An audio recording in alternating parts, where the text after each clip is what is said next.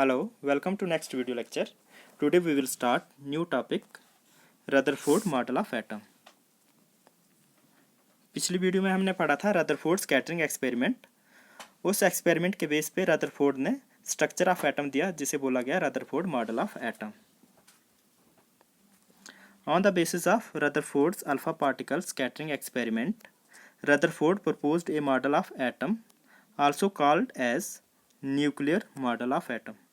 क्योंकि इस एक्सपेरिमेंट के दौरान न्यूक्लियस की डिस्कवरी हुई थी इसलिए इसको न्यूक्लियर मॉडल ऑफ एटम भी बोला जाता है। पोस्टुलेट्स क्या थे रदरफोर्ड मॉडल ऑफ एटम के? First postulate, according to this model an atom consist of nucleus and extra nuclear part. Atom के दो पार्ट्स हैं, nucleus and extra nuclear part. Nucleus जो है सेंटर में है और जो बाकी बचा पार्ट जो है ये एक्स्ट्रा न्यूक्लियर पार्ट है।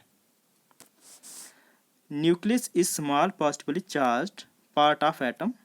It is situated at the centre and carries almost the entire mass of atom. Nucleus centre of atom में है, एटम के सेंटर में है और पॉजिटिव चार्ज है इस पर, और सारा का सारा मास कंसंट्रेटेड है न्यूक्लियस में, क्योंकि न्यूक्लियस के अंदर प्रोटॉन्स और न्यूट्रॉन्स हैं और मास जो है प्रोटॉन और न्यूट्रॉन की वजह से होता है। इलेक्ट्रॉन का मास जो है नेग्लिजिबल होता है as compare to proton and neutron. Nucleus consist of protons and neutrons. The positive charge of nucleus is due to protons. क्योंकि न्यूट्रॉन जो है न्यूट्रल है और प्रोटॉन्स के ऊपर पॉजिटिव चार्ज होता है, इसलिए न्यूक्लियस का चार्ज होगा प्लस चार्ज होगा, पॉजिटिव चार्ज होगा न्यूक्लियस पे। Extra nuclear part, extra nuclear part consist of electrons revolving around the nucleus in circular paths called orbits. Extra nuclear part में क्या है? इलेक्ट्रॉन्स हैं, रिवॉल्व कर रहे हैं न्यूक्लियस के around in circular paths called orbits. Nucleus के around जो इमेजिनरी पाथ्स हैं इसमें इलेक्ट्रॉन जो है रिवॉल्व कर रहे हैं।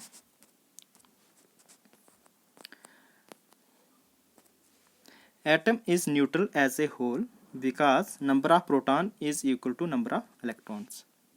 क्योंकि इलेक्ट्रॉन्स पे नेगेटिव चार्ज होता है और प्रोटॉन्स पे पॉजिटिव चार्ज, तो overall positive charge is equal to negative charge, इसलिए कैंसिल आउट करते हैं और atom as a whole neutral होता है।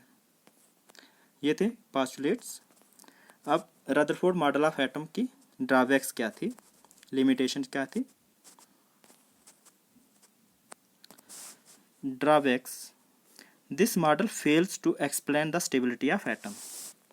ये एटम की स्टेबिलिटी को एक्सप्लेन नहीं कर पाया। According to this model atom electron revolves around the nucleus. According to this model, electron revolves around the nucleus. But according to classical electromagnetic theory, if a charged particle revolves around the oppositely charged particle, former will radiate energy. जब एक charge दूसरे charge के around revolve करता है तो जो charge revolve कर रहा है वो एनर्जी लूज करता है in the form of radiation, energy lose करता है। If electron radiate energy, its speed will decrease and it will go into spiral motion. तो इलेक्ट्रॉन जो है पॉजिटिव न्यूक्लियस के अराउंड रिवॉल्व कर रहा है, तो इलेक्ट्रॉन जो है एनर्जी लूज करेगा जैसे मूव करेगा अपोजिट चार्ज के अराउंड, न्यूक्लियस के अराउंड, तो इसकी स्पीड जो होगी विद टाइम डिक्रीज होगी and it will go into spiral motion. Spiral motion में आ जाएगा, न्यूक्लियस की तरफ चलता चलेगा और एंड में finally plunge into the nucleus, nucleus के अंदर फॉल कर जाएगा, न्यूक्लियस के अंदर फॉल कर जाएगा। लेकिन ऐसा नहीं होता है, this does not happen as atom is stable. Atom stable है, इस तरह से ख़त्म नहीं होता है, इलेक्ट्रॉन न्यूक्लियस के अंदर फॉल नहीं करते, प्लंज नहीं करते, इसलिए ये मेन ड्रॉबैक थी रदरफोर्ड मॉडल ऑफ एटम की।